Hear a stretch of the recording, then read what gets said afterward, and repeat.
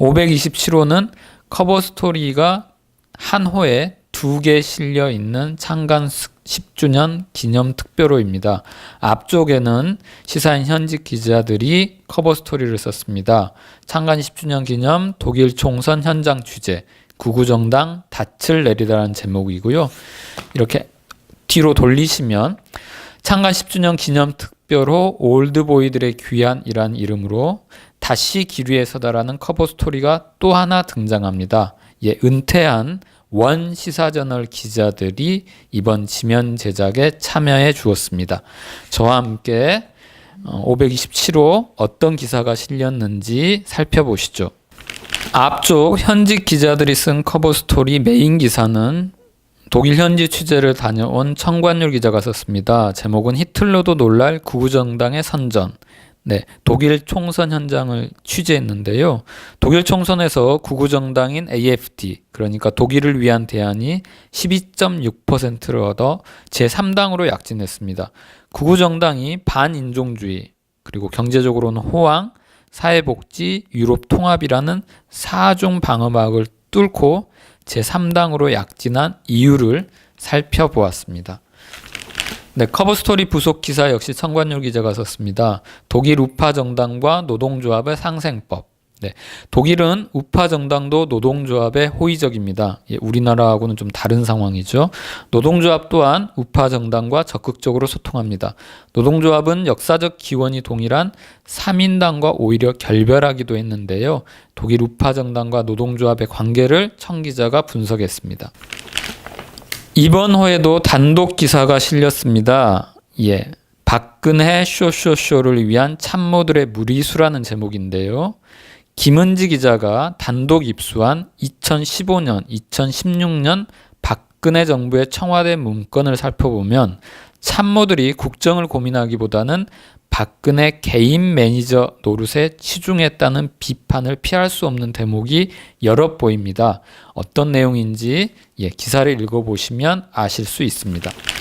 창간 10주년 특별기획 저널리즘의 미래를 묻다 두 번째 기사입니다.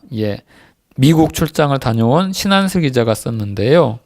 2014년에 설립된 미국의 인터넷 언론 디 인터셉트를 현장 취재했습니다. 디 인터셉트는 정보기관의 범죄와 권력의 오남용에 관한 독보적인 특종을 쏟아내고 있는데요. 특히 최근에 드론 페이퍼스라는 기사가 큰 반향을 일으켰다고 합니다. 불평등과 부패에 대해 공격적으로 보도한다. 이것이 바로 디 인터셉트가 추구하는 방향이라고 합니다. 저희 언론, 한국 언론에 시사하는 바가 크다고 할 수 있습니다. 신한슬 기자가 디 인터셉트 배시 리드 편집국장을 인터뷰했습니다. 인터뷰 기사 제목은 다르게 접근한다. 그래서 라이벌이 없다. 흔히 미디어는 위기라고 하는데요. 이 디 인터셉트의 배시 리드 편집국장의 이 워딩, 이 말 역시 저희에게 시사하는 바가 큰 것 같습니다. 올드보이들의 귀한 창간 기념 특집호 첫 장부터 살펴보시면 김상희 편집국장의 편지가 나옵니다. 그리고 그 밑에는 이철수 판화세상 이름으로 이철수 판화가께서 저희에게 작품을 보내주셨습니다. 아시는 분은 아시겠지만 이철수 판화가는 시사저널 파업 사태 당시 나라라펜, 날펜이라는 상징적인 판화를 만들어주신 판화가이기도 합니다. 이번에도 지면에 참여해 주셨습니다. 올드보이들의 귀한 커버 스토리는 이문재 기자가 써주셨습니다.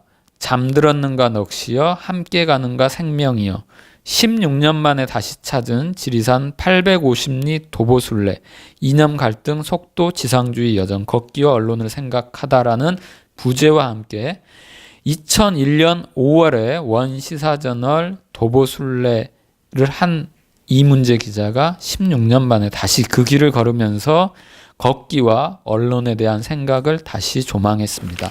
올드보이들이 참여한 지면의 바이라인을 보시면 전부 다 일단 기자로 돼 있습니다. 그리고 가로 안에 연도가 나오는데요. 그건 바로 원시사저널의 재직한 기간을 뜻합니다. 특집 기사 그의 봄 시사인과 제주올레가 싹트다는 서명숙 기자, 지금 제주올레 이사장으로 있는 서명숙 기자가 기고를 해주셨습니다. 2003년부터 어떤 일이 있었는지, 시사저널에 어떤 일이 있었는지를 이제는 말할 수 있다라는 컨셉으로 자세하게 원고를 보내주셨습니다. 두 번째 특집 기사는 서울에서 만나자던 블로뉴스배 약속이라는 제목입니다. 원조 블랙리스트 윤희상 선생과의 파리 인터뷰가 어떻게 진행되었는지 김현숙 기자가 원고를 보내주셨습니다. 아시는 분은 다 아시겠지만 1994년 원 시사저널 창간 5주년 기념으로 국내에서 처음으로 윤희상 음악제가 기획됐습니다. 하지만 그 여러 가지 이유로 윤희상 음악제 윤희상 선생이 참여하지 못했는데요. 이 김현숙 기자가 당시 1994년 파리 현지에서 했던 인터뷰를 회상하면서 어떻게 인터뷰가 진행되었는지 이번에 원고를 보내주셨습니다. 장영희 기자는 문재인의 특급 셰르파 장하성 실장이라는 기사를 썼습니다. 현직에 있을 때 기자 장영희에게 장하성 실장은 고려대 교수보다 참여연대 경제민주화위원장이라는 타이틀로 활동한 현실 참여 지식인이자 대표적인 재벌개혁론자로 각인되어 있습니다. 장 기자가 이번에 이 장 실장을 인터뷰를 하려다가 실패했는데요. 그 과정에서 느꼈던 소외, 그리고 장 실장과 전화 인터뷰한 내용 일부가 기사에 포함되어 있습니다. 최근 개봉한 영화 남한산성은 2007년 소설가 김훈이 쓴 동명의 원작 소설을 영상으로 옮겼습니다. 원 시사저널에서 편집국장을 지낸 김훈 작가가 소설을 탈구한 시점은 시사인 창간 무렵이었습니다. 원 시사저널 식구들이 김훈 전 편집국장을 부르는 애칭이 김국인데요. 김국은 당시 시사저널 사태가 터졌을 때 이런 말을 했습니다. 30년 전에 내가 무너졌던 자리에 후배들이 섰다. 책임을 지고 다시 일어서 달라면서 당시 파업과 그리고 시사인 창간을 응원, 독려하기도 했는데요. 이번에 정의상 기자가 정의상의 인사이드 인터뷰 대상자로 소설가 김훈을 인터뷰했습니다. 제목은 패배와 치욕도 배워야 할 역사라는 제목입니다. 워싱턴에 있는 이흥환 기자는 전략자산이라는 서울의 아무 말 대잔치라는 제목의 기사를 썼는데요. 우리가 무심결에, 언론인들이 무심결에 쓰는 전략자산이라는 말을 미국 언론은 쓰지 않는다고 합니다. 전략자산, 전략적 유연성이라는 표현을 쓰지 않는다고 하는데요. 그 이유를 기사로 썼습니다. 일독을 권하는 기사입니다.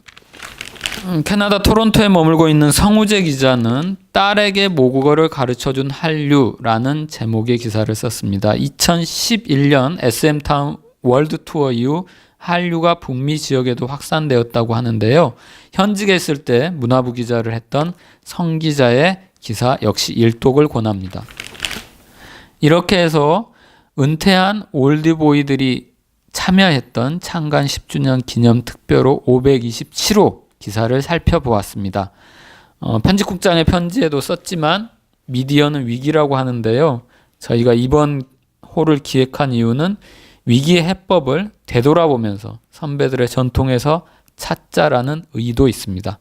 528호에는 다시 또 저희 기자들 최선을 다해서 끝까지 끝을 파는 기사로서 여러분 다시 찾아뵙도록 하겠습니다. 감사합니다.